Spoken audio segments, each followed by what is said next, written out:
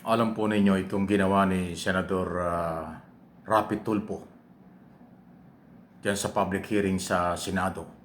Tama lang, napapanahon. Kasi alam po ninyo, ang tourism o turista dito sa ating bansa, kailangan natin. Dahil ang tourism ang magpapalakas ng ekonomiya. Magkakatrabaho ang mga Pilipino, kikita ang mga airlines company, kikita ang mga may-ari ng mga hotel at restaurant, mapopromote pa ang ating bansa sa buong mundo. Pero ang nangyari po kasi kabaliktaran. Kahit paulit-ulit na dinideny ni Secretary Francisco ng Department of Tourism na hindi yung kanyang sarili ang pinopromote niya, kung hindi nagamit lang daw ang kanyang pangalan at mukha. Pero mahirap talagang paniwalaan eh. Kasi ngayon lumalabas, hindi lang pala siya, pati yung kanyang asawa ay kasama sa mga mahilig magpa-picture at i-display sa publiko. Pakinggan po ninyo itong pagsasabon, pagtatanong, direct to the point, at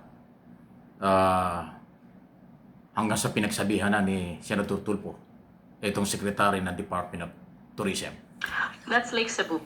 Cebu. Oh, how Lake Cebu. Yes. Lake Cebu in Cebu. In South Cotabato. So, how about Miss Cotabato instead of you? Nakilala sa lugar na yan. Senator So, Tulfo, let me clarify No, that. no, ma'am, let me finish Yes. first. Mm. Kanina hindi kita in-interrupt. But since I have the floor, I would just like to reiterate my position that I have tried to be as present as possible in our destinations and for our stakeholders. That is the extent of the duty that I have exercised and nothing Promote more. mo yung sarili mo. I have no national Mali ambition. yan. I'm not running for any national position. And therefore, any accusation of self-promotion would fall flat because I am not running for any national position in 2028. And therefore, there would be no reason for me to promote myself. I'm sorry, ma'am, I'm not saying that you're running. Don't put words into my mouth. I'm just saying that what I'm saying is, yun po nakakalata yung mga tao na parang pinopromote yung sarili mo for whatever reason. Now also, ma'am, compared to other countries like Vietnam, Korea, Malaysia, Japan, hindi niyo po nakikita yung mukha ng mga secretaries ng Department of Tourism nila doon eh. Wala. Never ka makakita sa tourist materials ng kahit anong bansa na banggit ko, yung kanilang Secretary of Tourism, pinopromote yung mga muka ng mga pictures nila.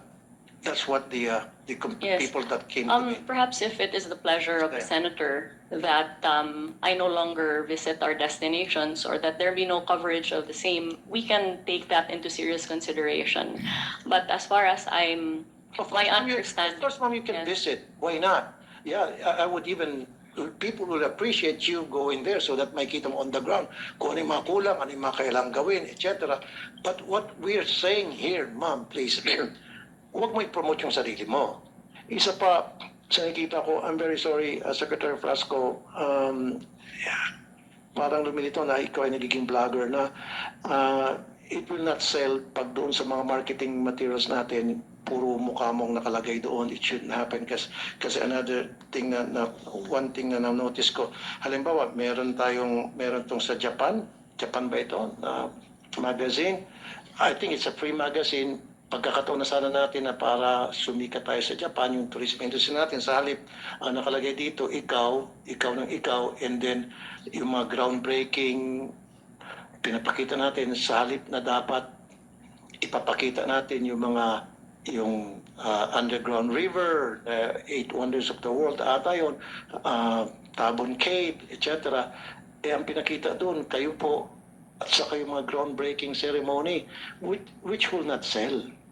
If we want to sell something, pakita po natin yung mga tanawin o yung mga reasons why tourists will visit the country. Kasama na po dyan yung mga lugar na pwede pupuntahan, food, wellness, di ba, adventure.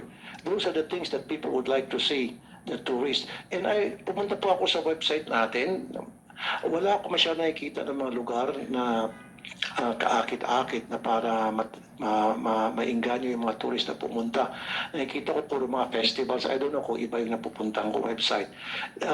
Yeah, maganda po yung festivals, pero kung kailangan natin talagang ma-invite yung mga tourists to come to our country, ano ba yung reason ba't nagtutour yung mga tao? Hindi naman po sa puro festival ang pinupunta ng mga turista rito. Of course, maganda yung festival. Pupunta sila dito for adventure, wellness, food, culture, and things like that. So yun po dapat ang binibenta natin. Huwag po natin ibinibenta yung maling mga bagay na hindi naman in-expect ng tourists when they arrive in our country. As far as promotions is concerned, and which is our chief mandate, I would like to put on the record a matter that has been already clarified by the Department of Tourism. In that, the magazine that bore my image, called Philippine Topics, that was published in Japan and subsequently distributed for free, absolutely had no consent, funding, or information on the part of myself or on the part of the Department of Tourism. I did not pay for that magazine. No government funds were used for that magazine, and my consent was never obtained in the use of my image for that magazine.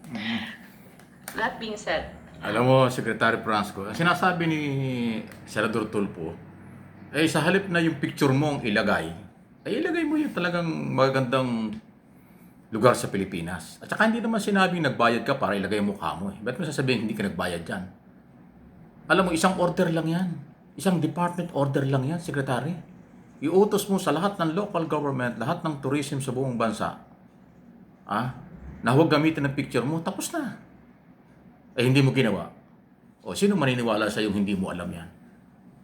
Totoo naman, magpunta kayo sa website ng Department of Tourism. Puro mukha niya ang makikita nyo.